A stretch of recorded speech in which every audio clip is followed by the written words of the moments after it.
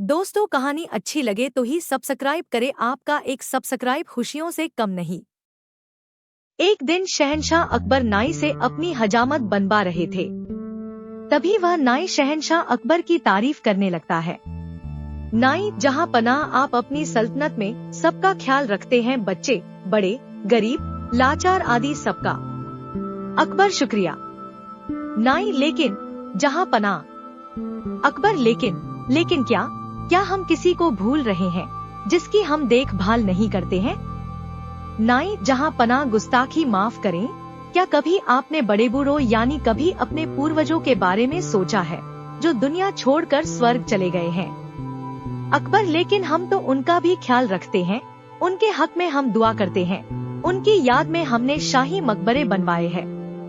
नाई, लेकिन जहां पनाह, कभी आपने किसी को स्वर्ग भेजा है अपने पूर्वजों की खबर लेने के लिए?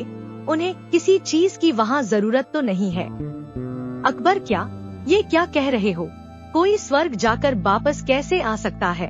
तुम्हारा दिमाग खराब हो गया है क्या?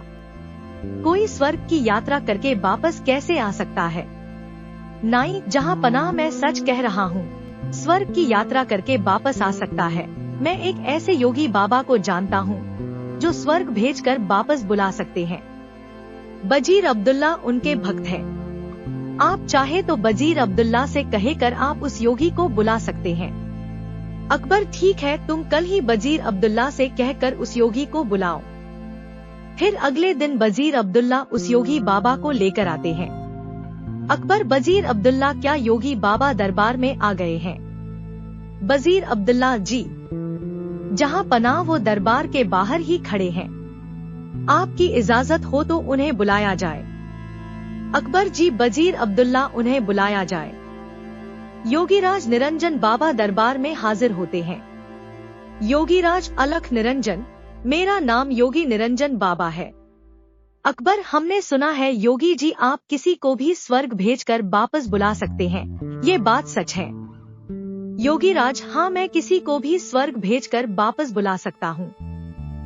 अकबर, हमें भी अपने पूर्वजों के बारे में जानकारी चाहिए। वह स्वर्ग में कैसे रह रहे हैं? उन्हें वहाँ किसी चीज की जरूरत तो नहीं है। योगीराज, आप किसी भरोसेमंद इंसान को स्वर्ग भेज सकते हैं जो स्वर्ग के मोह में न फंस कर वापस आ सके। बजीर अब्दुल्ला, जहाँ पनाह, आप बीरबल को इस काम के लिए भेज दीजिए। बीरबल से ज्यादा भरोसेमंद और कौन हो सकता है? अकबर, बीरबल, क्या आप हमारे लिए स्वर्ग जाएंगे? बीरबल, जी, जहां पनाह, मैं स्वर्ग जरूर जाऊंगा, लेकिन उससे पहले मैं निरंजन बाबा से कुछ पूछना चाहता हूँ। योगी राज, इस यात्रा में कितना समय लगेगा? योगी राज, इस यात्रा में कम से कम 2 महीने लगेंगे, अगर तुम स्वर्ग के सुख के मोह में न फंसो तो। बीरबल, योगी जी आप मुझे स्वर्ग कैसे भेजेंगे? योगी राज, मैं एक पवित्र आग जलाऊंगा, उसमें तुम्हें प्रवेश करना है। वैसे तो ये क्रिया कहीं भी हो सकती है, लेकिन हम इसे गंगा नदी के किनारे करेंगे।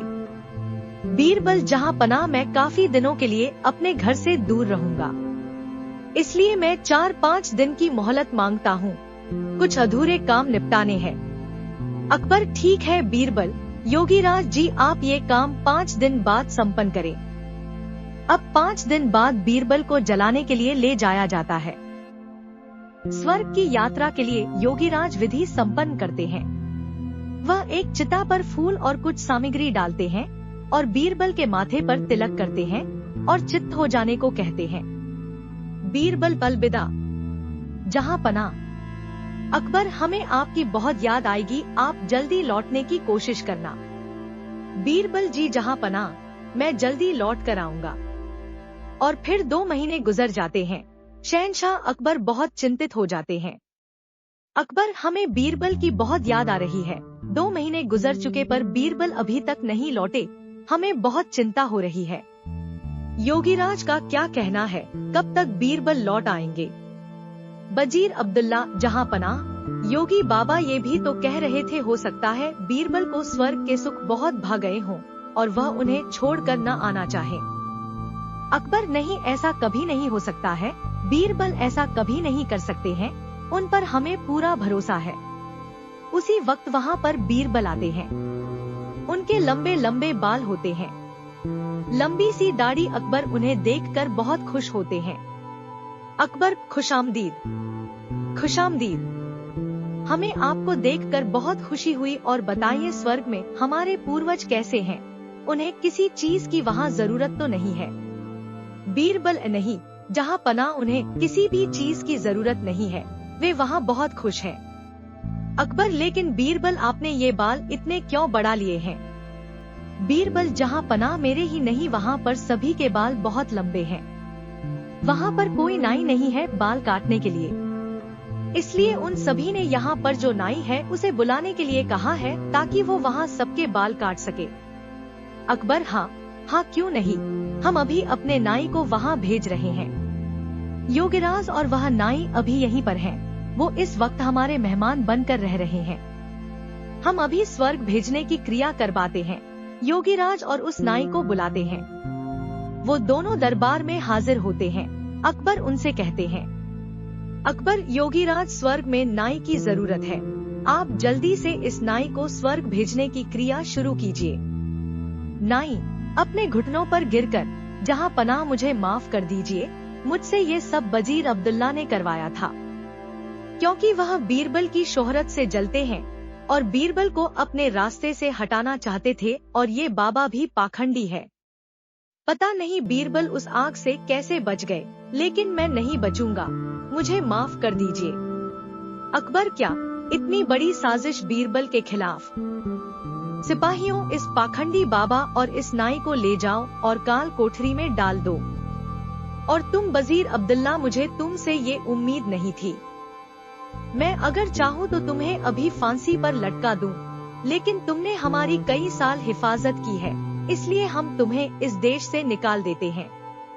सिपाहियों, इसे ले जाकर सरहद के बाहर छोड़ आओ और फिर कभी अपनी शक्ल मत दिखाना। अच्छा बीरबल, मेरे बुद्धिमान दोस्त, ये बताओ तुम्हें इस साजिश का कैसे पता लगा?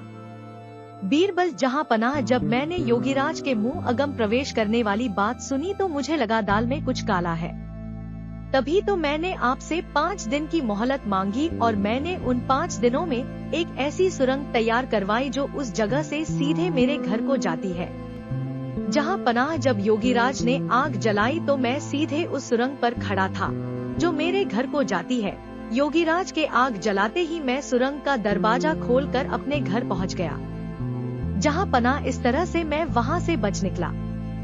और मैं चाहता था ये लोग अपना गुनाह खुद कबूल करें, इसलिए मैंने 2 महीने अपने बाल नहीं काटे, क्योंकि मैं ये भी जानता था कि इन तीनों में सबसे कमजोर कड़ी नाई है। अकबर, वाह! बीरबल, वाह! एक तुम ही हो जो ऐसा कर सकते हो। तुम्हारे जैसा कोई नहीं। मेरे शातिर दोस्त, तुम ही ऐसा कर सकते हो।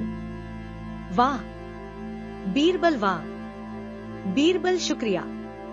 जहाँ पनाह, शुक्रिया। तो दोस्तों, मजा आया तो एक लाइक और चैनल को सब्सक्राइब कर ले। धन्यवाद।